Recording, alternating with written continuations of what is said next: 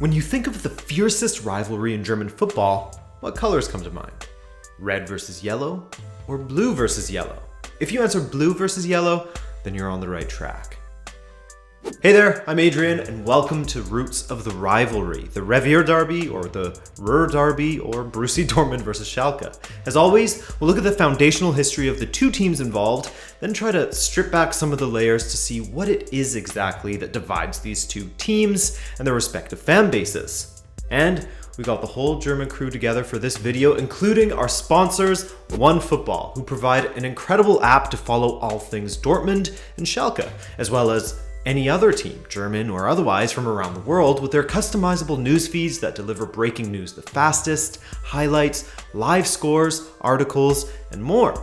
Use the link in the description for a free download on iOS or Android. And again, thank you to my German brother David D for allowing me to bounce some of my questions off of him during the researching process of this video. I appreciate you, man. All right, let's get started with the older of the two teams, FC Schalke 04. And it goes without saying, German pronunciations are hard for people from North America, so don't go too hard on me.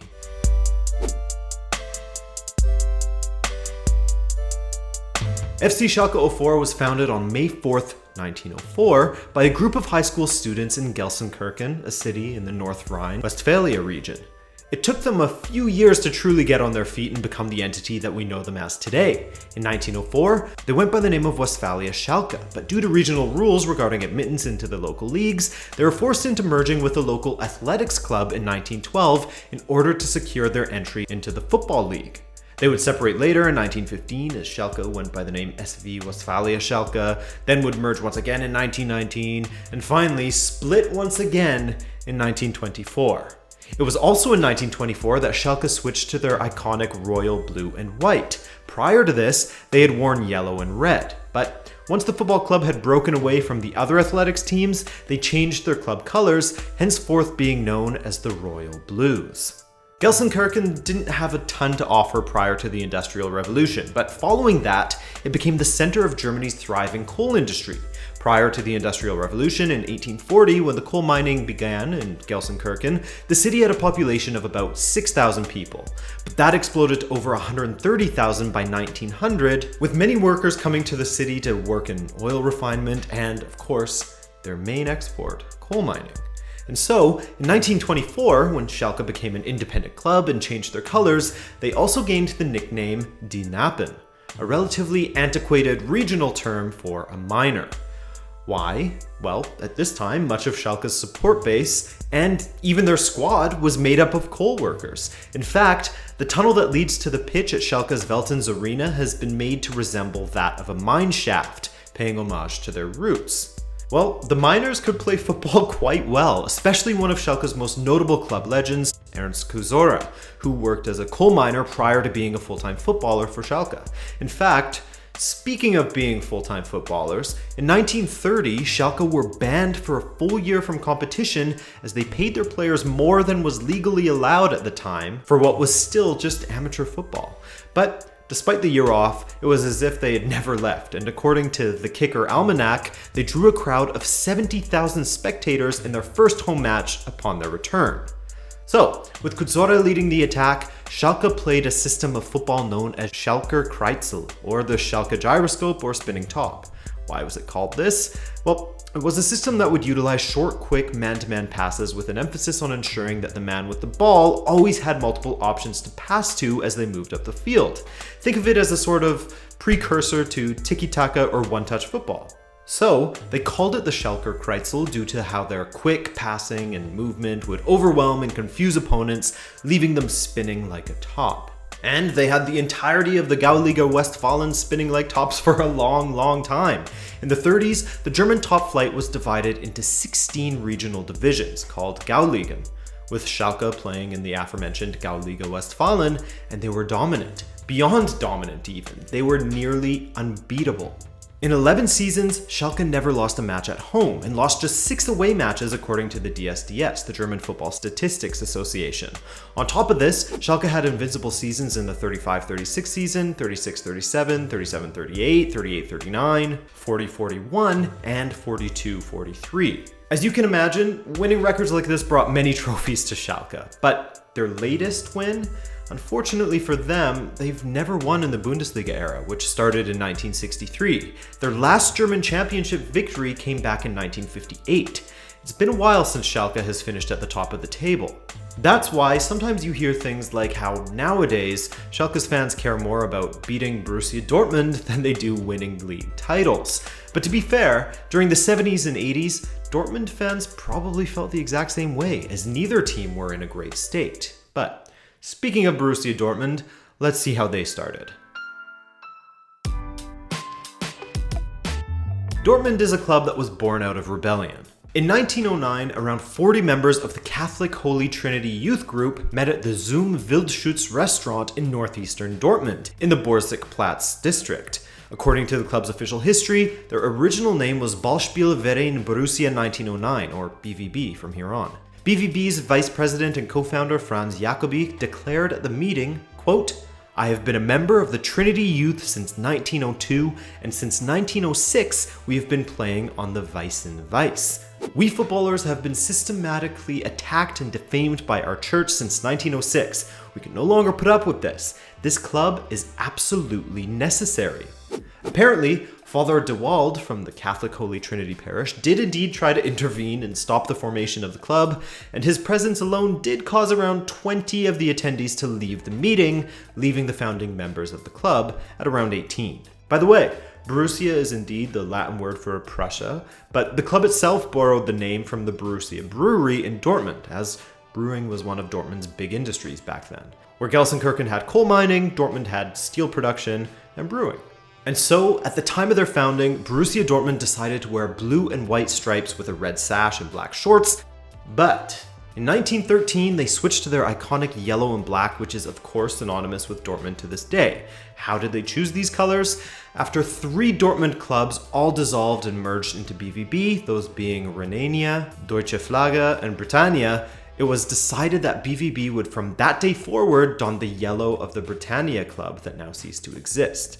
Moving forward, in 1929, BVB almost ceased to exist when the club nearly went bankrupt. The reason for it? After pouring considerable investment into the opening of the Borussia Sportsplatz, or Sports Park, their stadium where they played their home matches, the club's board also invested heavily in bringing in what they thought would be elite football players to the club. This worked for a season, achieving promotion into the Ruhr Regional League, but the players then began to struggle. The crowds were smaller and smaller, and BVB were relegated. Of course, as you may have guessed after hearing the trouble Schalke got in for overpaying their players, this purchased team went against German football rules at the time, and after taking massive losses in the league, the BVB board stepped down in shame. But one of those who stepped down, Heinz Schwaben, personally repaid the debt that BVB had incurred under his watch and saved them from dissolving completely. On the pitch, Dortmund's early history is quite light on successes. In fact, they didn't win their first piece of national silverware until 1956, a German championship title. So, now that we know a bit about the foundational history of these two clubs, let's take a look at the factors that have led to them having the fiercest rivalry in German football. First, there's simply the local aspect of the derby. Gelsenkirchen, where Schalke are based, and Dortmund are only about 30 kilometers from each other. Though they didn't have a nickname like the steel workers, as Schalke had the coal miners, Dortmund was also a big industrial town for Germany, again contributing to the steel production for the country, with many of their fans working in the factories and refineries in the region. This hard-working lifestyle bred proud, gritty locals on both sides of the rivalry. And by that, I mean the rivalry between the two cities, as Dortmund and Gelsenkirchen have an intercity rivalry as well. It's perhaps this aspect, the similarities between the two cities, that leads to the rivalry and the quest for dominance over one another on the pitch. This rivalry from the city level reached the sporting level to the point where nowadays, hardcore fans won't even utter the name of their rival team. Schalke fans call Dortmund Ludenscheid Nord as an insult, and Dortmund refer to Gelsenkirchen and Schalke as Herne West. These two names derive from the respective cities' locations from nearby towns. Speaking of directions, when Schalke opened their new stadium for the 1974 World Cup in Germany, the Schalke faithful chose the north as their home. Speaking to ESPN, a Dortmund supporter explains that, quote, "When the Westfalenstadion opened, we said, we don't want to share a cardinal point with these guys. If they stand in the north, we're going to stand in the south," end quote. And thus, the South Stand, or the Südtribüne, was born, and it later became one of the most iconic stands in football history. But before we get too far ahead of ourselves, let's go back to the competitive history between these two teams. As expected, with Schalke being a national power in German football, it took a long time for Dortmund to get one over their future rivals. In their first match against each other on May 3rd, 1925, Schalke won 4-2. It got worse from there for Dortmund, with the 30s seeing them lose matches with scores of 6, 7, 9, or even 10-0. Most matches, home or away, were blowouts. Remember the city rivalry I mentioned between Schalke and Dortmund? Well yeah, this wouldn't do much to help those on the Dortmund side of things, as they were the laughingstock of the region. But despite that, at times, Dortmund looked up to Schalke and celebrated them in the 30s, as they were doing the region proud. But on their 18th attempt, Dortmund finally defeated Schalke, beating them 1-0 in Dortmund. Then there was the turning point, or at least the beginning of it. On the 18th of May, 1947, Dortmund and Schalke met in the Westphalia Cup final, and with BVB winning 3-2, it is regarded as the changing of the guard not only in Western German football, but in the dynamic between these two teams. Prior to this, Schalke were the pride of the Ruhr region, the representatives of the working class people from the industrial heartland of Germany, but Dortmund changed that, and in a big way. Dortmund began to change their own perception over the coming seasons by winning the Oberliga West 6 times in the next 10 years, and would go on to win German championships in 1956 and 1957. Suddenly, Schalke and Dortmund were the two powerhouses of German football, though, of course, in the Bundesliga era, Bayern Munich overtook them both. Dortmund and Schalke are in 3rd and 4th, respectively, as far as German football championship titles go, with 8 and 7 apiece. The national titles, not the regional ones. German football can be a little confusing in that respect, but when it comes to German cups, or DFB Pokals, Schalke edges Dortmund 5-4. There's been plenty of notable clashes between Schalke and Dortmund, with dogs biting players, lions greeting players, the events of 1972 that led to Dortmund's relegation, Jens Lehmann's header, Dortmund denying Schalke of their first Bundesliga title in 2007, etc., etc. But when it comes down to it, when it comes down to the root of this rivalry, it's a bit of a strange one to get a grasp of in comparison to other rivalries we've covered in this series. For some, there's a political difference, a difference of religion, culture, club ethos, etc. But with Schalke and Dortmund, there's seemingly more similarities than there are differences between each other. That's definitely part of the problem for the Ticks and the Smurfs, Dortmund and Schalke. Sure, you could look at it as the steel workers, Dortmund, versus the coal workers, Schalke, in the battle to be the representatives of the industrial heart of Germany back in the day. A battle of two working class teams and fan bases, but that would be an oversimplification that in truth doesn't really tell the whole story. So despite all of their similarities, Schalke versus Dortmund is still the #1 derby in Germany. With the Revierderby, it cannot simply be summed up in a difference of some sort of ideologies, religious, political, social, or otherwise. But the disdain and contempt that these two neighboring cities hold for each other is real, as are some of their similarities. And maybe that in itself, the similarities, though the two clubs are loath to admit it, are at the root of the problem.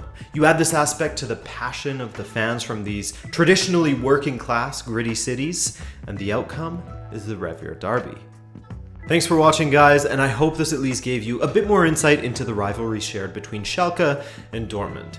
As I said, a bit harder to get a grasp on in comparison to other rivalries, but it's no less passionate. At the very least, I hope you learned a few new things about these German titans.